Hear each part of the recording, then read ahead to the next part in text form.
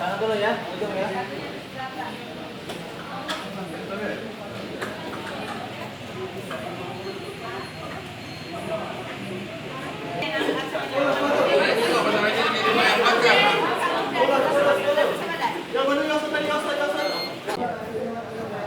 Itu yang dari pelamar berapa mana?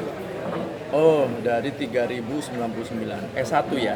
Hari ini semua S1. Hari ini semua S1. 2 hari ke depan, Pak? 3 hari ke depan. Dua hari. Hari ini sama besok. Dari sama besok. Hari ini 4 sesi, besok 4 sesi. Itu jumlahnya 3.000 sekian. 3099. S1. S1. Untuk tes sendiri ada waktunya?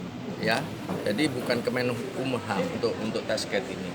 Biasanya waktunya 90 menit ya. Pak, 14 orang Untuk S1 ya? S1 dan D3. Itu untuk yang penempatan di Kanwil, Pak ya?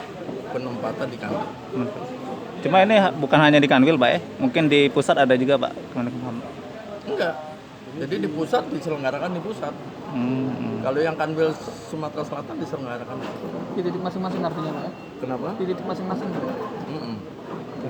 Enggak, itu semua ditujukan pada pusat. Pusatlah yang menseleksi, ya. Kemudian ternyata yang daftar untuk Sumatera Selatan ini dengan kuota yang 14 orang tadi itu S1 dan 2 orang D3 itu ternyata yang memenuhi syarat adalah 3099. Paham?